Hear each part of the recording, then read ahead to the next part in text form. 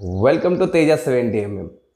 ఇవాళ వార్తలు చూసుకున్నట్లయితే మార్నింగ్ న్యూస్లో నమస్తే తెలంగాణ బ్రేక్ఫాస్ట్ స్కీమ్లో ఇక దేశమంతా ఇది చాలా గుడ్ న్యూస్ అండి. మొట్టమొదటిగా ఈ బ్రేక్ఫాస్ట్ స్కీమ్ మన కేసీఆర్ గారు రాష్ట్ర వ్యాప్తంగా కూడా ప్రతి విద్యార్థులకు ఈ బ్రేక్ఫాస్ట్ స్కీమ్ తీసుకొచ్చారు. ఈ గవర్నమెంట్ స్కూల్లో ఉన్న ప్రతి విద్యార్థి కూడా బ్రేక్ఫాస్ట్ స్కీమ్ తీసుకున్నారు. ఈ బ్రేక్ఫాస్ట్ స్కీమ్ మన దేశమంతా కూడా ఎప్పుడు రాబోతుంది. సో అదేవిధంగా ఇళ్లల్లో భగీరథ నీళ్ళు, అదేవిధంగా ఉత్తమ రాణా రాజేంద్ర నగర్ ఆటో డ్రైవర్ ఆత్మహత్య, ఇది చాలా బ్యాడ్ న్యూస్ అండి. చాలా వరకు రోజు రోజుకి మనకు ఆటో డ్రైవర్లకు ఆత్మహత్యలు పెరిగిపోతున్నాయి. ఎందువల్ల రాష్ట్ర పథకాలు కావచ్చు, కేంద్ర పథకాలు తీసుకొచ్చిన కొత్త చట్టాల వల్ల కూడా చాలా వరకు ఉపాధి అనేది తగ్గిపోతుంది. చూడండి ఇవాళ ఎంత ఉన్నా కూడా ఈ ఆటో డ్రైవర్లు చూడండి రీసెంట్గా వచ్చిన కేంద్ర ప్రభుత్వం నిర్ణయం వల్ల కూడా చాలా వరకు కొన్ని ప్రాంతంలో ధర్నాలు అనేవి జరిగాయి. కొన్ని చట్టాల వల్ల ప్రజలకు మేలు జరిగేలాగా ఉండాలి, కానీ అదే మేలు జరగకుండా వాళ్ళకు నష్టం జరిగేలా ఉంటే ఖచ్చితంగా ప్రజలు వ్యతిరేకిస్తారు.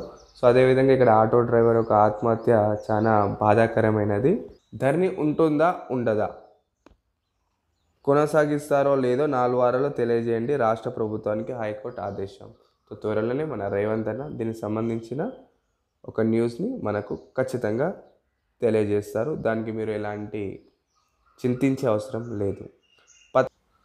తర్వాత వార్త చూసుకున్నట్లయితే తెలంగాణకు బీఆర్ఎస్ఏ రక్ష. సో తెలంగాణకు బీఆర్ఎస్ఏ రక్ష అంట. మరి Bharatiya Janata party, Congress party, BSPS party వీళ్ళందరూ ఏంటి అంటే తెలంగాణ మీద కక్షతో ఉన్నారా? రైతు బంధు ఏమాయే? సో డిసెంబర్ 9 లోపలనే రైతు బంధు వేస్తా అన్నారు కాంగ్రెస్ ప్రభుత్వం. ఇంతవరకు వేయలేదని నిరంజన్ రెడ్డి ప్రెస్ మీట్లో తెలిపారు. సో ఖచ్చితంగా రైతు బంధు పడుతుంది అని మన రేవంత్ రెడ్డి గారు చెప్పారు. అదేవిధంగా పథకాల రద్దుపై రణం. మరియు ఇక్కడ ఈ న్యూస్లో మీరు మొదటి పేజ్లో చూసుకున్నట్లయితే హైవే మీద యాక్సిడెంట్ అయిందండి. ఆ యాక్సిడెంట్లో ఈ 5 వ్యక్తులు చనిపోయారండి.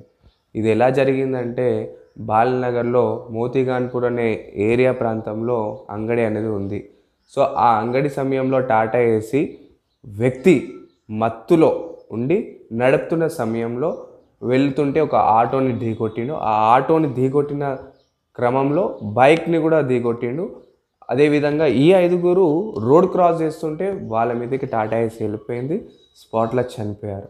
చూడండి, మీరు బండి మీద వెళ్ళిన ప్రమాదమే, నడుచుకున్నా వెళ్ళిన ప్రమాదమే, ఆటోలో వెళ్ళిన ప్రమాదమే. సో ఈ ఘటనలు అనేది ఇలా జరుగుతున్నాయి. సో అదేవిధంగా మనకు కేంద్ర ప్రభుత్వం ఒక పథకం తీసుకొచ్చింది ఈ ఆటో డ్రైవర్ల గురించి. కానీ ఆ పథకం వల్ల అది చాలా మంచి పథకం, అంటే ఒక మంచి చట్టము. ఆ చట్టంలో ఆటో డ్రైవరు ఇలా ఏమైనా యాక్సిడెంట్ చేసి ఉంటే అక్కడి నుంచి పారిపోకూడదు. పారిపోయినట్లయితే అతనికి 7 లక్షల జరిమానా, మరి 10 సంవత్సరాల జైలు శిక్ష. కానీ మరి అక్కడే ఉంటే అక్కడ స్థానికులు చూసండి, ఇక్కడ 2 వైపులా మనం ఆలోచించాలి. ఒకవేళ ఆ డీసీఎం అతను ఈ ఘటన చేసిన తర్వాత అక్కడ ఉన్నాడు అనుకోండి, టాటా ఏసీనే మొత్తము తగలబెట్టాడు అంటే చూడండి, మరి అక్కడ ఉంటే ప్రమాదమే, ఆయన పోయినా ప్రమాదమే. సో చూడండి, ఈ కేంద్ర ప్రభుత్వం తీసుకున్న నిర్ణయం మీద మీ యొక్క అభిప్రాయాన్ని కింద కామెంట్ రూపంలో తెలియజేయండి. తర్వాత వార్త చూసుకున్నట్లయితే అదానియే టాప్. మరి $97.6 బిలియన్ సంపాదనతో దేశంలో అత్యంత ధనవంతుడుగా రికార్డు. ఏషియాలో అగ్రస్థానంగా అదాని, 2వ స్థానంలో ముఖేష్ అంబానీ. వీళ్ళిద్దరే అండి. ఇక ఎప్పుడు చూడు ఈయన నెంబర్ 1 ఆయన ఈయనే. సో మన ఏషియాలో ఇప్పుడు ప్రస్తుతంలో అదాని నెంబర్ 1 అయ్యిందంట. మరి ఆయన ఇప్పుడు మొన్నటి వరకు కాంగ్రెస్ ప్రభుత్వం అదానికి అన్ని భారతీయ జనతా పార్టీ మొత్తం అదానికి నరేంద్ర మోదీ దోస్తు అన్న అదాని మరి మళ్ళీ తెలంగాణలోకి వచ్చి పెట్టుబడి పెడుతురు. సో అదేవిధంగా అపోలో 3 ఏళ్లలో 3,000 కోట్లు.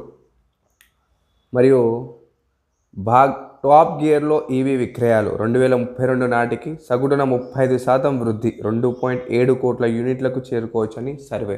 సో చాలా వరకు ఈవీ యొక్క విక్రయాలు చాలా వేగంగా పెరిగాయి. సో 2032 వారికి మనకు 35% వృద్ధి అవుతుంది. అదేవిధంగా కేంద్ర ఖజానాకు 60,000 కోట్లు మరి సంక్రాంతి కానుకగా రాబోతున్న కొత్త సినిమాలు మనం చూసుకున్నట్లయితే 12వ తారీఖు గుంటూరు కారము, మరియు 12వ తారీఖు బ్రహ్మాండమైన హనుమాన్ సినిమా, మరియు 13వ తారీఖు సైంధవ్ వెంకటేశ్వర్ గారి మూవీ, మరియు 14వ తారీఖు నా సామిరంగా, ఈ సినిమాలు రిలీజ్ కాబోతున్నాయి.